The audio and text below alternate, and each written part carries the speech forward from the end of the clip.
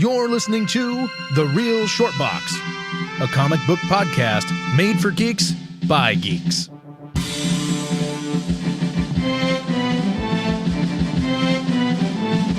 Hello, everybody, and thank you for coming out and listening to The Real Short Box. My name is Donald. I'm Kim. And my name is Kevin. And today we are going to talk about part 2 of our little idea called DC and Amazon, where Amazon acquires certain rights to DC Comics characters to put on Amazon Prime.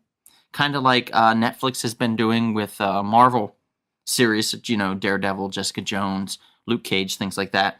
What we would like to see Amazon do if they could acquire the rights for certain DC characters. Indeed. So with that, which one of you lovely people would like to go first? I'll go first. I think it would be really cool to have a show around Raven. Oh. Raven. Yeah. Is she the daughter of the demon Trigon? Correctamundo. She's the half demon. And I don't know. I think it'd be just really cool, to explore that and explore, because she's always in constant struggle with herself and her emotions and what she's capable of. And I think you could take a really cool route with that. And a good writing team can really explore that character. It'd be like Veronica Mars meets witchcraft. Yes. Yeah. Yeah, I could see that, like a mystery thing. Like, I could see her not knowing who her father is at first. Sure. And then finding out, like, first off, that she knows magic. Like, Yeah. it starts to develop. And second of all, or like witchcraft, I guess. And then second of all, that her dad is a demon. Would be crazy. Crazy cool. I like that idea. Yeah, definitely. I could see that popping up on Amazon for definitely kind of like a counter programming for something like Riverdale or, like what else? Any of the CW shows, really, at this point, which is what Riverdale is. It's a CW show. Oh, yeah. Yeah, so stuff like that. I could see that. Did you all see that picture? It wasn't too long ago that Patton Oswalt I did. Posted.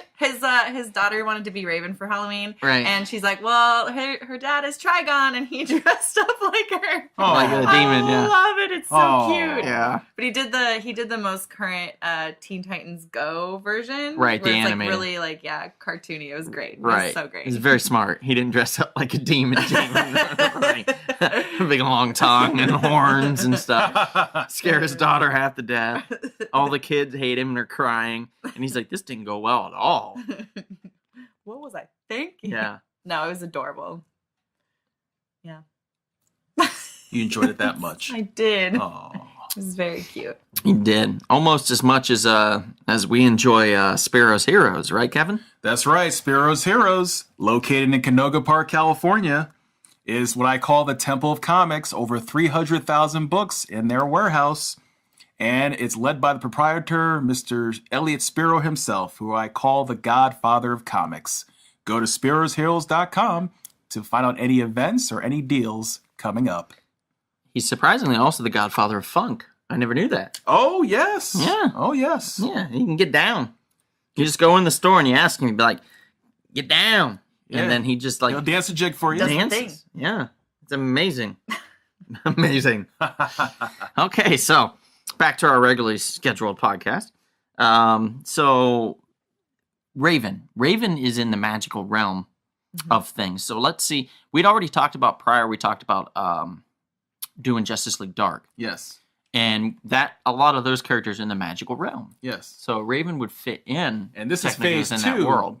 This would be like phase 2 or like season 2 of all these different of like the introducing another set of characters into the Justice League Dark universe. Right. I think it would be kind of cool myself. I came up with this idea upon reading this book that just came out here within the last month or two. Maybe 3 or 4. I don't know. It's been a bit. But it's called Mystic You. Ah. It was a 6-parter, and it is kind of strange in that it goes back in time a little bit and shows that what would happen if Zatanna, who we talked about being part of the Justice League Dark, what if she was in a school for magic? So it's got like a Harry Potter kind of feel to it. And it's got like some characters in here that we've talked about already, like June Moon who's the Enchantress. She's in this. She's like her roommate, I believe. Interesting. Yeah, like her bunkmate at the school. And Felix Faust's son. You know, we all know Felix Faust. He's like a big baddie in the DCU, magic dude that would throw down with Dr. Fate. His son is in this, and he can't take off his sunglasses because if he does, he could like corrupt the world or some shit. It's like, So it's like worse than what Cyclops could ever do if he takes off his glasses. yeah. So it's kind of cool. Like, there's all these magical people like Merlin and stuff like that that are the head of the school and like the masters and stuff. I think Madame Xanadu's in there as well, and it's all about trying to figure out the mysteries of the school and like why things are going wrong, kind of like, you know, in Harry Potter kind of stuff, but with characters from the DC universe. So I thought, wow, that would be like a really cool introduction to some of these characters, or like a flashback where we could say, you know, Zatanna, this is what she did in her past. You gave me an idea. You know what? You just gave me an idea. This could probably be the starter show, the pilot show for like the season 2 of the Justice League Dark Universe. This could be like the introductory show to start out with the second season of characters. We can introduce a lot of people through. Right, we can go back in time a little bit Yes. and be like, you know, 20 years ago, and then start out with Mystic U, and I'm sure they could throw Raven in there. Yeah. That's not a hard thing to do. No. You know? And then Madame Xanadu, which you already briefly mentioned. Right. And Madame Xanadu, I feel, yeah, you can agree or disagree with me on this, Donald. I disagree. Okay, fine. I think it would be, you know, maybe from a story perspective, be introduced as kind of a gray character. You're not really sure where she falls, where at 1st maybe she's helping the villains out, like a Felix Faust, and then later on she starts helping out the good guys, because, you know, you're not sure what her motivations are. And also I had an idea of where she would have Trigon in one of her mystic jars, because, you know, some of them contain the essence of certain. Okay. So I thought that would be something you can have as like a little plot, and then later on you could connect that to Raven. Right. Oh, and you know what? She could also have in a jar or something Eclipso, like the Black Diamond. Yes, and what can happen is she accidentally releases Eclipso, and then this is Or causes one of the kids comes in. yes, when the kids come in messing around. and he releases Eclipso, and this causes Right. this huge, you know, problem. Yeah, with basically Eclipso. For those that don't know, I don't know if anybody's familiar with the Spectre, but basically the Spectre is a kind of a superhero. There's this guy; he's a regular human, and he's bound to the wrath of God, and they have to bound the wrath of God to a human to give them. Jim Corrigan. Yes, they have to give them this. I guess, human perspective. Otherwise, the wrath of God would just be like, everybody's a sinner, you're all dead. Right. But in order to understand man, he has to be bound to man. So they bound him to Jim Corrigan. And so what we learned, though, is before there was the Spectre, there was Eclipso. Yes. Eclipso was the original wrath of God. He was the character that God put trust in to eliminate evil. But Eclipso himself was not a good person. Entity. Yeah, an entity. He became corrupted in himself and decided he would decide who was good and bad and just wipe the earth clean. And he thought the only way to make everybody good is to control them. So he possessed every human being, or tried to. And that's when the superheroes stepped in and stuff and saved the day. But that would be a really cool idea to put the Black Diamond, because Eclipso, he's bound to this thing called a Black Diamond. Right. It's like so the Black Diamond could be one of those jars. he's almost like a djinn, yeah, and that's his or like a genie, a djinn, and that's his lamp, so to speak. Yes. So when you let the Black Diamond loose and someone touches it, they become corrupted by the power of Eclipso. You can have He's Faust, released. You can have Felix Faust's son His son. mess around with it. You know, I accidentally. thought about that, but I don't. You don't want I him wouldn't doing want it? that to do that, because Okay. I feel like that's too traditional. Okay. I feel like having his son constantly fighting the dark side in him That's a better way to go. is a better way to go than him becoming possessed, because he's already going to be associated with evil. Right. Why would you possess? You know what I mean? So find some maybe a goody two shoe type. Maybe have them go and wander into her lab and accidentally. Right. Another character that we would have that could be associated with magic. And DC has a ton of them, and a lot of them we don't even know about. Like a lot of characters that they've created over the years that we wouldn't even think of off the top of our head. Or they can create an all new character like they do sometimes for the cartoons and stuff, to where like, oh, hey, cool, you know, a brand new character introduced. Harley Quinn herself was introduced in Batman the Animated Series, the cartoon series. It wasn't introduced on the printed page. It could do the same thing here, which would be a cool idea, I think. So I think that would be a really cool idea. So we have Raven, we have Mystic U, and then tying in Eclipso and some of the other characters. Now, there is another character kind of that could be brought in and maybe be not necessarily part of the Headmaster program or something. No. But someone who could be a wild card, perhaps. Right. Somebody that they could step in and maybe talk about like how, like that they have to go to, or that he just appears when there's things going wrong in the world. He's like the booster, like how Booster Gold is for time. He is for magic, I feel. And that would be a gentleman known by the name of The Phantom Stranger. Right. And what year was the Phantom Stranger created? 1952. Wow. It's a long time ago. So he's been around for a long, long time. Part of the creators, I think one of the creators was Carmine Infantino. Yes. One of the classic DC artists and executives. Yes. Beautiful artist. Like, if you've never seen his work, I highly recommend you Google him and look him up. He's been affiliated with teams, the Phantom Stranger has anyway, not Carmine. But he's been affiliated with teams such as Justice League Dark, Sentinels of Magic, the Trenchcoat Brigade, and the Justice League. Sorry, what's the Trenchcoat Brigade? Apparently a Trenchcoat Brigade. Brigade. Oh, okay. Yeah, which I thought was funny, but okay, you know. Basically, the Sentinels of Magic was the Shadow Pact. And that, in the Shadow Pact, which would also be kind of a cool series to have, that was consisting of Deadman, Dr. Occult, Faust, Sentinel, Madame Xanadu, Phantom Stranger, Ragman, Raven, Zatanna, the Enchantress, the Blue Devil, Dr. Fate, Bloodwind, and Tempest. So we got a lot of really cool characters in here that could be a part of this offshoot, kind of, with the Phantom Stranger. So they would kind of be like, some of these guys would be, you know, obviously we wouldn't have Zatanna in both this and Justice League Dark, or Deadman. So we'd have to take some of these characters, you know, do a little rearranging and stuff, and that's reshuffle the deck a little bit. That's fine, yeah. But I think like introducing Dr. Fate would be a good one. Bloodwind would be interesting.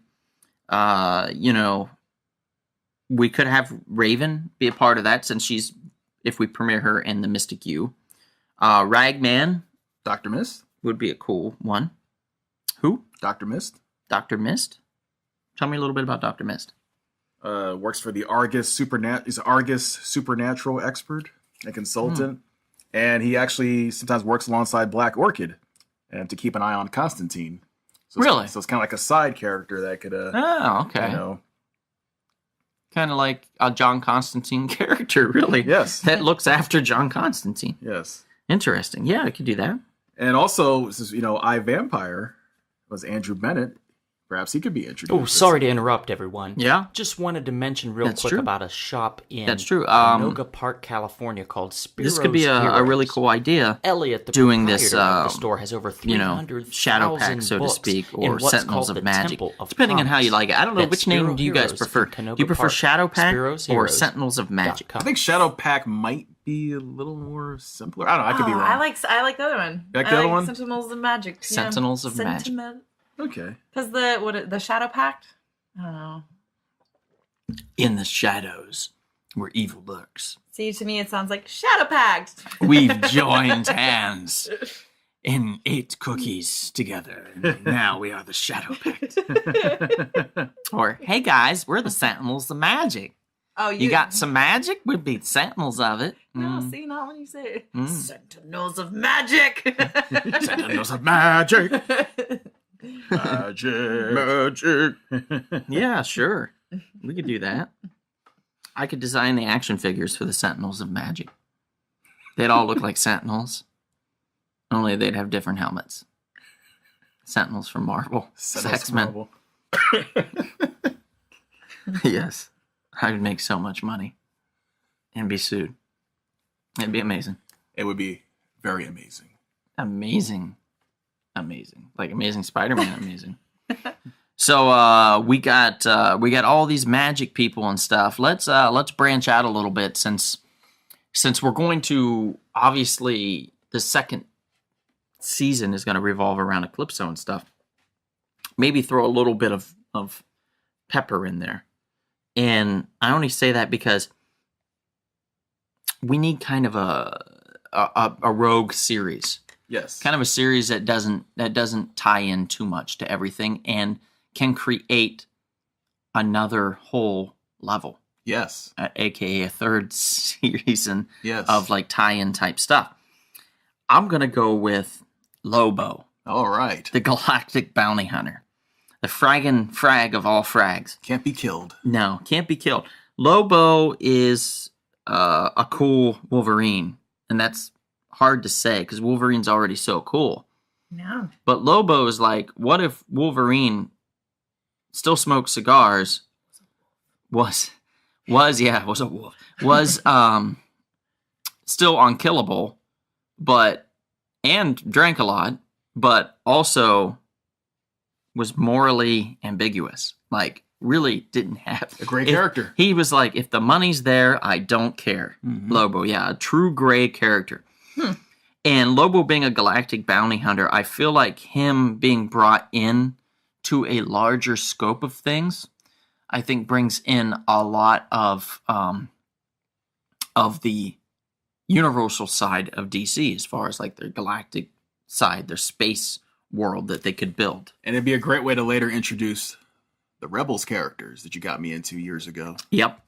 Could bring in the Legion Science Police. You could bring in the Rebels, which would be awesome.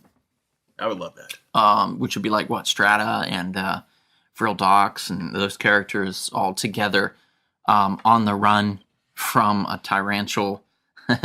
Starro from Starro. Yeah, you could do that. Yeah, Starro from Starro, and maybe Lobo stumbles upon this. Like he finds a whole planet that's covered and like controlled. Starro's this giant star. It's the dumbest thing. Starro is a giant space starfish. Aww. Yeah. And this giant space starfish opens up and releases tinier starfish from inside him to fall onto the planet and fall onto the faces of all the creatures there. Uh-huh. And that is how he controls the entire planet, is through this. And even if he only hits like 20% of the population, it's like a zombie thing. They then come after the people that don't have stars, pick up stars, and put them on the faces of the people that don't. Oh. So it makes them more powerful and completely controlled, so they have no inhibitions, basically. Kind of like the Borg in a way. Yeah, kind of like the Borg. So that would be Starro, the Conqueror. What a fine gentleman that we both very much appreciate. He's a writer. Wrote a great series. Tony Bedard. Tony Bedard. Again, His Starro was awesome. Again, we want to just thank you for that series. Yes. It was so good. His version of Starro was awesome. His version of Starro was awesome. Starro, the Conqueror, and they'd never done this before, I don't think. One of his stars fell onto the face of a guy that's will is so strong that he ended up reversing it and using that little star to control the giant star and every other star. So he became the master of his own domain and basically said, no, Starro, I am going to be Starro now, and you will do my bidding. He co-opted him. Yeah, he basically controlled every aspect of him and used that then to go and conquer other planets like Starro was doing.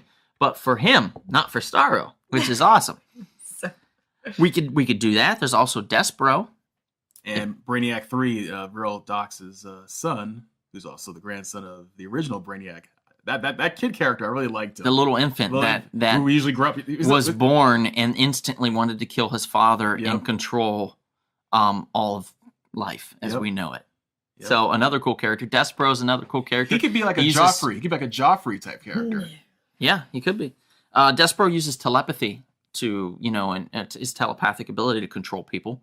So there's another character that you could have. They have some really cool space characters that just want to control and destroy. Yeah. And that would be really cool to start creating a world around that of a ragtag team of heroes that forms together. Like you had the Guardians of the Galaxy in Marvel movies. And Rebels would be In the Netflix or the Amazon Prime series of outer space and stuff, you have this ragtag team. All started because Lobo was going around being a dumbass Yep. and tried to stop somebody who maybe was already connected to Starro or already being controlled by Despero or already being controlled by Brainiac's grandson or whatever. Another thing you could do is you could start bringing in, since obviously Warner Brothers doesn't give a shit and they don't ever want like a really good Superman movie. Right. And they're never going to introduce Brainiac as the villain. Yes.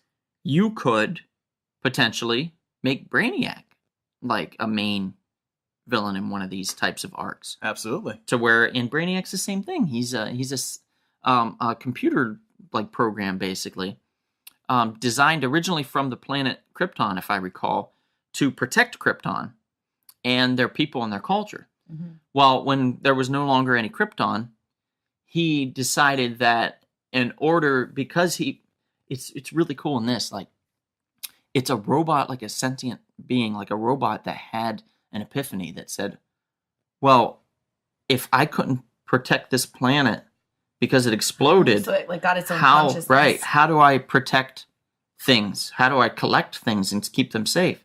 Oh, I know what I'll do. I'll shrink down planets and put them in containers, Tupperware containers basically, and I'll keep them on my ship for safety. Uh-huh.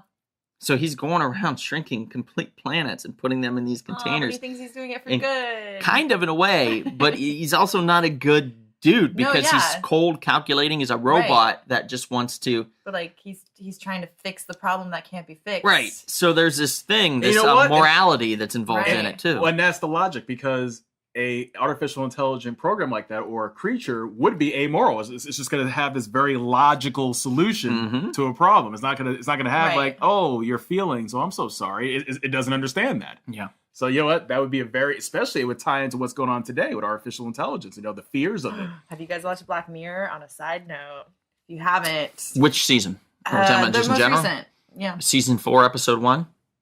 Mm-hmm. Oh man, that was so good. Mm-hmm. It is so good, guys. If you haven't seen that, that's a good one. It's so great. I haven't seen all of season 4. Oh, you haven't? No, not yet. Ah.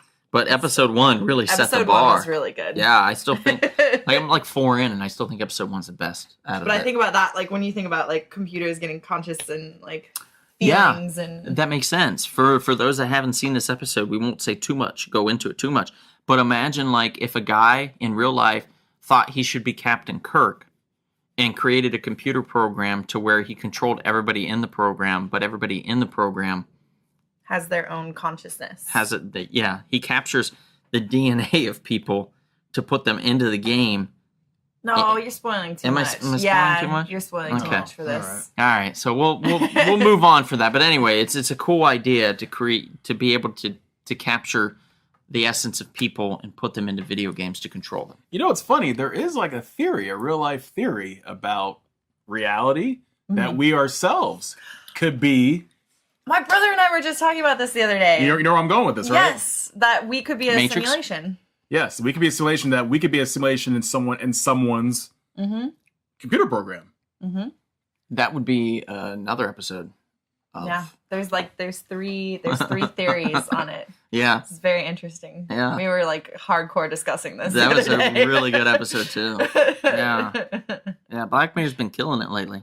I will say. I do love it. I tell you what, I would freak out if that theory was correct and somehow I actually saw the glitch, Mm-hmm. like the reality glitch. Oh that- yeah. How freaky would that be? Because nobody would believe you. They're like, I what would are you just talking be about? mad at my Sims creator for giving me not the most awesome life. I mean, you've stuttered a couple times, and that made me wonder.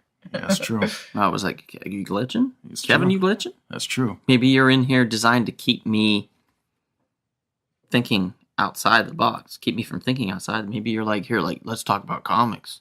Let's podcast about comics. Just keep me from thinking about this. And now you're failing right now because we are thinking about it. Wait, stand back. If Kevin explodes, we know he's a glitch. Uh-oh. Then Mm-hmm. we also know that we're not real. But, you know, we want to talk about the bright side of things. And since we're talking about the bright side of things, or we want to change it to the brighter side of things, I think we should mention Classless Chat. A good friend of the podcast, of the Real Short Box. These guys go over, they talk about life with their kids, retro gaming, movies, pop culture, all kinds of fun stuff. They're a really good group over there with Classless Chat. Highly recommend their podcast. If you get a chance, give them a listen. And, give them a like or 2, 3, 4, however many you show them feel. some love. Yeah, show them some love. Give them a hug. But Digital hug. yeah, digital hug. So if we had one, let's just go around real quick because we're gonna be this will be pretty much us wrapping it up. Yes. But if we could just figure one character, just one character, doesn't matter if they're developing a series or not, one character that we think should be somehow placed within a television series or like on Amazon or something, who would we want that we haven't talked about? Just one. Okay, Yeah. I'm gonna go way out there. I think it'd be kind of interesting to do a show around a villain, Mm-hmm. Superboy Prime. Super Bowl Prime. Superboy Prime. I just said Super Bowl Prime. Yeah, Superboy Prime. I'd like to see a Super Bowl Prime, actually. That would be fun. You know, you go into his origins. He came from his, his alternate Earth, and you just see how he just loses his mind, and just it'd be kind of cool to follow like a bad guy. It's a really nasty, I agree. super villain character, like and people who have to stop him. Mm-hmm. Make him like likable enough that Yes, like, you're like, yeah, "Damn it." yeah. You kind of make him like obviously he's another version of Superman, so he'll be a good-looking guy. And and basically what you do is you write the show in such a way in which you start questioning your own morality. Like you start almost sympathizing with this point of view. Like how crazy would that be? Mm-hmm. Almost like a Dexter in a way, but even more twisted. Like Dexter, you kind of saw some logic with what he was doing, but Right. this case, like you really try to make you feel sympathetic towards this bad guy. It'd be That's true. It'd be a really good writing job if you could actually yeah. make a villain sympathetic. Like you know what he's doing is wrong, but at the same time, No, you sold me on But at the the same time- Dexter superhero thing. yeah. But at the same time, it's like, man, this guy's so wrong. But at the same time, you know what? He's so right. You know, Loving you is Yeah. wrong. I don't want to be right. you don't want to be right. Yeah. I think it was me. If I had to think of one real quick, and Jarrett, you're going to love me for this one, I would go with Dr. Fate. I'd say Hector Hall, man. Dr. Fate is a great character. I think he definitely deserves his own series. Definitely, he's within the magic realm, so he would fit in with all the other things we've talked about. He's also was part of the JSA, which could create a gateway into Or another show. right the JSA. He was also affiliated not his children, but he's also affiliated with like Infinity Inc., which he's tied with the Green Lantern of the JSA, whose children are in Infinity Inc., That's right. which would be Jade and Obsidian. So it would be interesting to see that happen, like that would be a cool thing to see, as far as like this guy that's basically the Doctor Strange of the DC universe create their own series around him and have him go on adventures and stuff. He was also an archaeologist, I believe, at one point. And it would be cool to kind of see that background, keep him in the archaeological world and him going after relics and stuff, but then occasionally having to change into Dr. Fate. So you have like a little Indiana Jones type of thing mixed in too. Like you an know? Indiana Jones of magic. And I don't think that's something Marvel's done. Nope. So that would be really cool to see. I'm in on that. I'm sold. I sold myself. I mean, there's so many potential storylines you can do, and so many character analyses you can do if you have really good writers on all these shows, that they can be very successful. Absolutely. Extremely successful. I think that... And that's what's funny. DC, especially when we all met years ago, you, myself, and Jarrett, I learned as an adult when I started reading more DC books, DC has a little bit more, if done right, some of these lesser known characters, they have a lot of meat to their stories, a lot of meat to their characters. You could really explore a lot with a lot of these lesser known characters. mhm. Once you get past the Supermans and Batmans and Wonder Womans of the world, you can really do a good job with a TV series with a lot of these other characters we discussed. So Amazon, if you're smart, take our advice. Team up with DC. Save them from themselves. Yeah, I agree. I think that could be a lot of fun to do something like that. I think it could also be fun to do like you already have like a team show developed, like like we were talking about with Justice League Dark and stuff, but also to where there really isn't much backstory. You just go right in to a bunch of characters that are I guess kind of like covert ops kind of, or something that you can't know too much about them. And we start to learn bits and pieces of them as we come along. I don't know, maybe something like that. Yeah, like you could do the Checkmate. Checkmate! Checkmate! Yeah! Yeah, oh my god, yeah. Because then you could put, what's his face? Max Lord. Your boy, in there. Maxwell Lord. Oh, yeah. And then that could create a Blue Beetle series. I don't know if you guys know, but I created a web series called The Blue Beetle Ted Cord Returns. All of us, Kevin, Kim, and myself were in it. Kim played one of the body doubles. I was Ted Cord the Blue Beetle, and Kevin played a new character called Black Licorice. So if you get a chance, check us out on rumblespoon.com or YouTube. Shameless plug. Shameless plug. Shameless plug. But yeah, Checkmate would be a great idea. Like a covert ops type thing. Yeah, I was just saying. That's smart. That's a good idea. I like that. But I think we're going to have to cut it short, or just cut it because we're running out of time. And I know you lovely people out there, your car rides only go so long. So thank you for listening.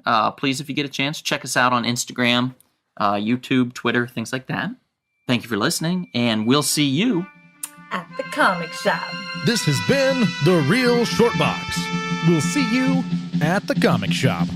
Thanks for listening. Wait, The no. Sentinels of Magic. Yes. Yes, we'll send the Sentinels of Magic after you if you don't do it. or the Shadow Pact. Or the Shadow. Or the Shadow Pack. Hey, we're the Shadow Pack, guys. You like shadows? We made a pact in the shadows. So it's a nice southern accent, too. That sounds creepy. We made a pact in the shadows. You don't know. Oh, no.